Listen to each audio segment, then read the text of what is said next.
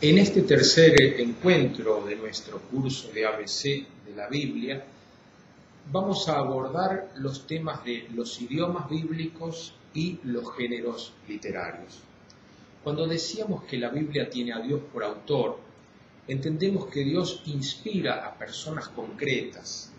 Muchas veces hemos visto esos cuadros de otras épocas en donde encontramos a los evangelistas, por ejemplo, escribiendo con una pluma y una palomita significando el Espíritu Santo que le va hablando al oído.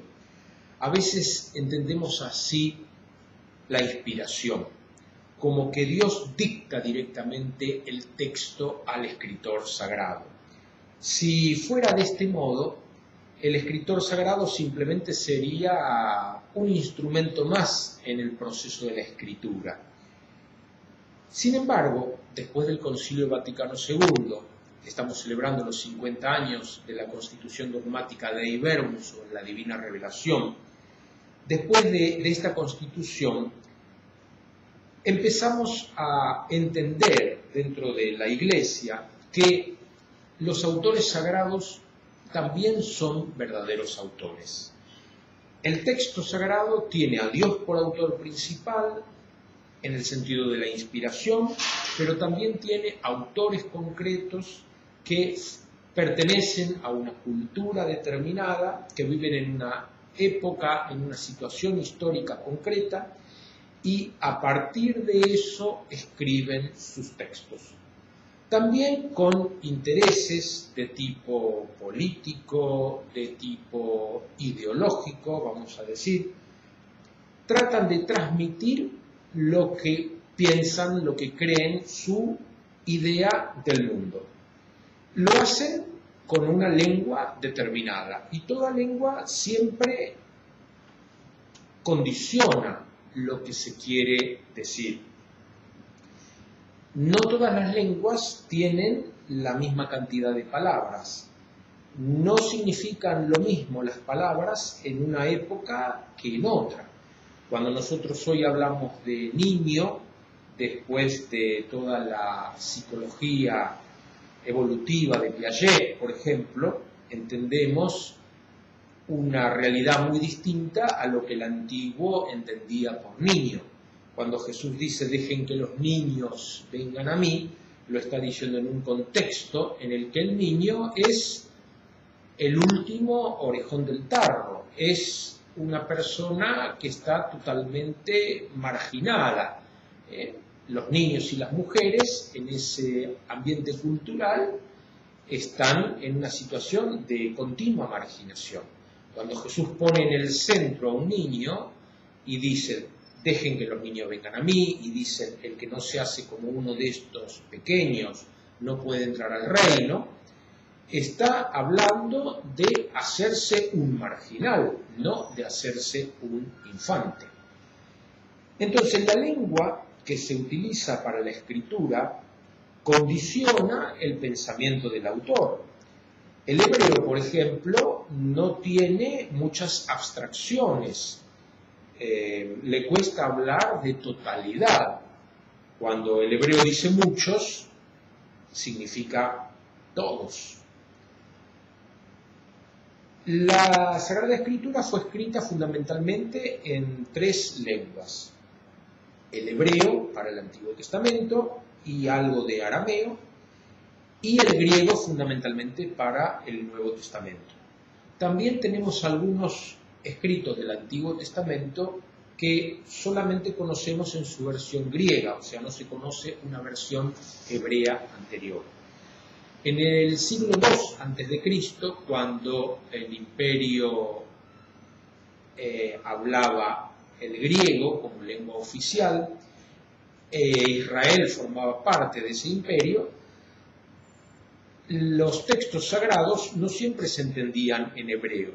Por eso existían traducciones. La traducción más importante, la que nosotros hoy llamamos los 70, la traducción en griego del Antiguo Testamento, tiene todos los libros hebreos traducidos al griego y algunos libros más.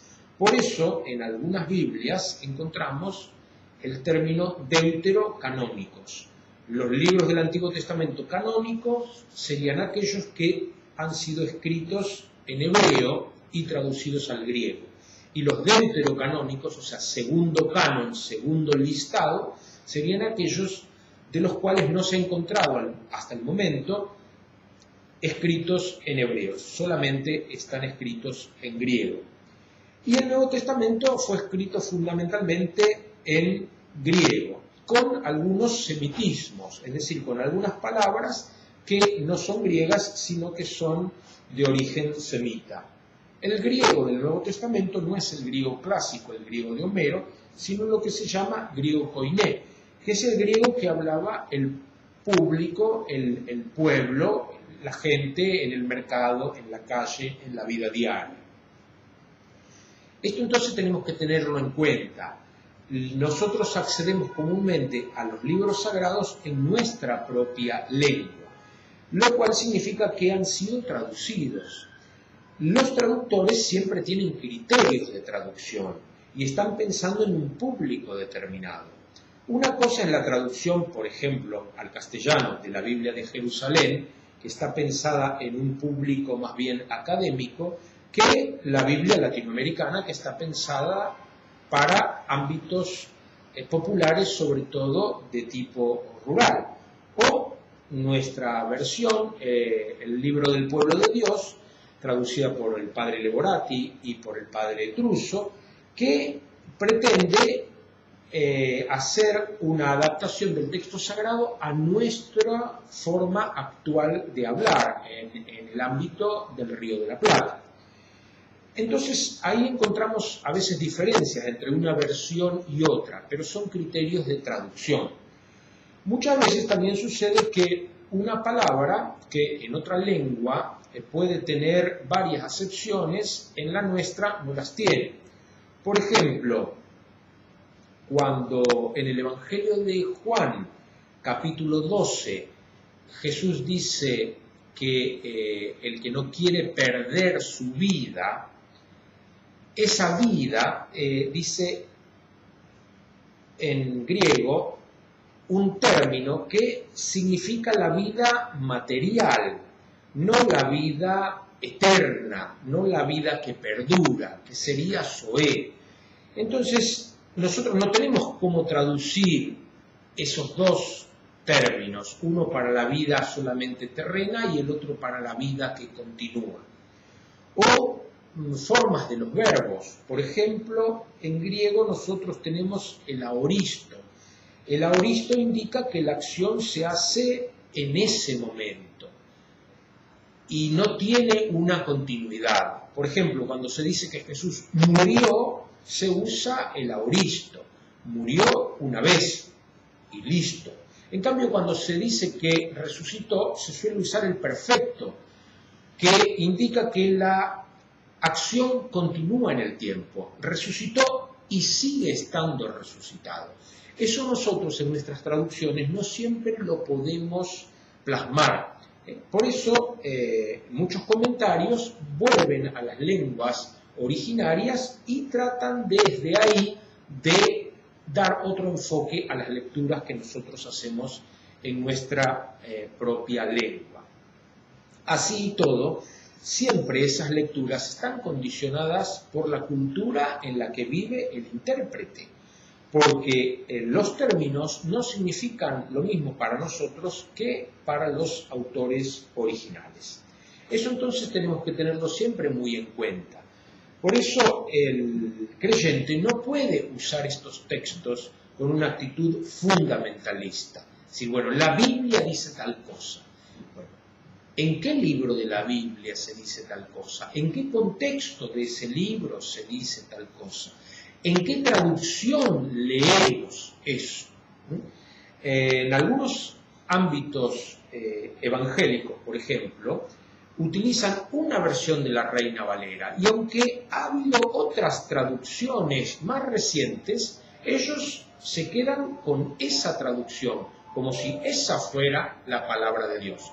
Y siguen usando términos que hoy día están totalmente desactualizados, pero como están ahí, Nos pasa muchas veces también a nosotros cuando usamos traducciones que vienen de otros países.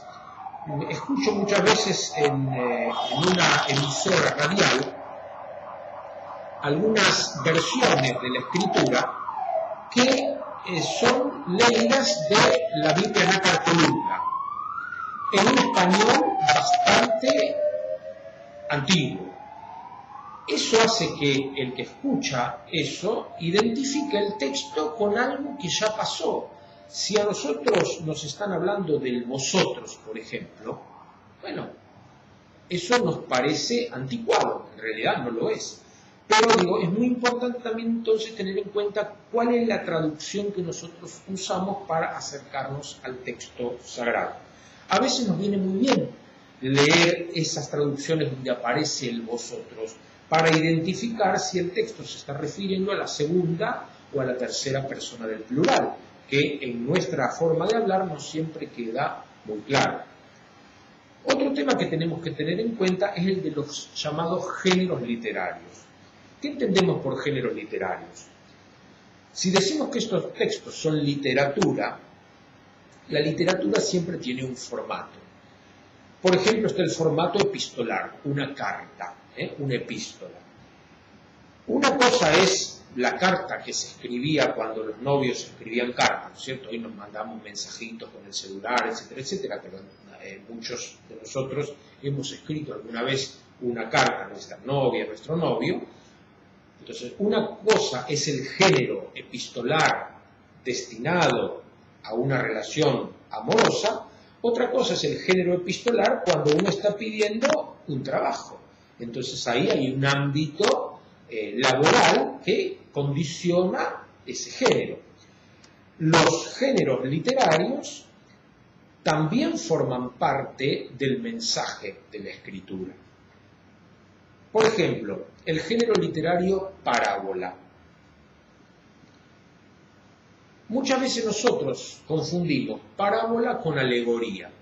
La parábola es un género literario en el cual, a través de una historia que tiene elementos de la vida diaria, uno habla de realidades que van más allá de nuestra experiencia.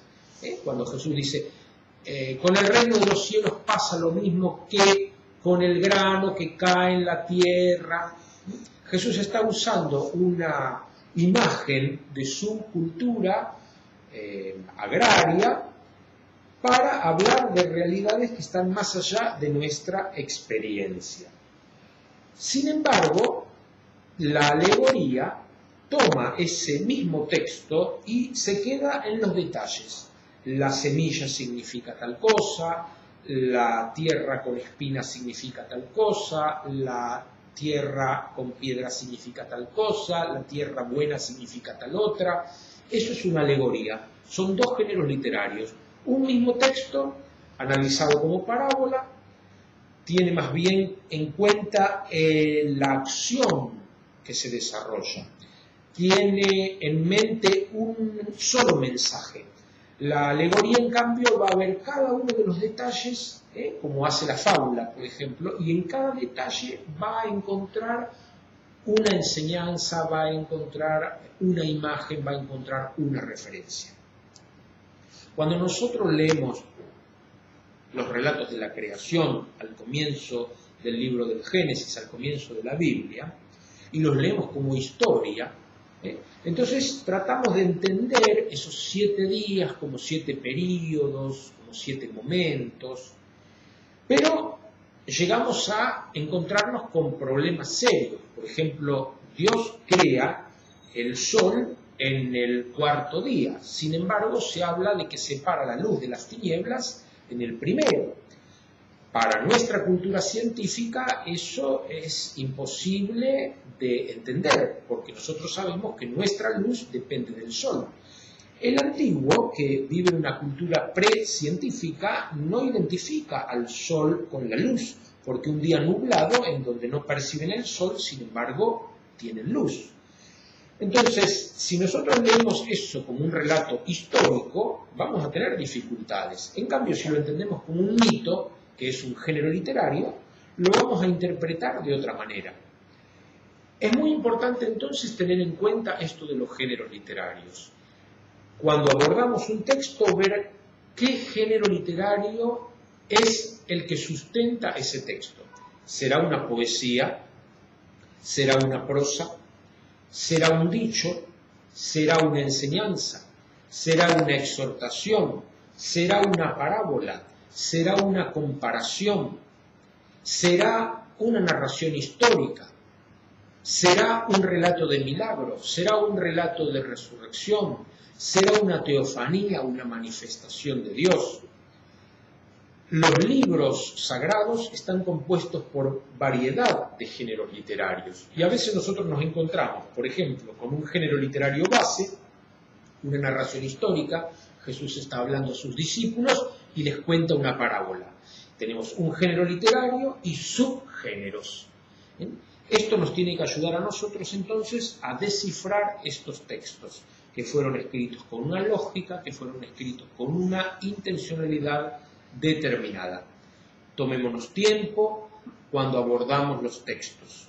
No hagamos interpretaciones fáciles y rápidas. No caigamos en los errores de querer meter a todo dentro de un único canal, de una única forma de interpretación.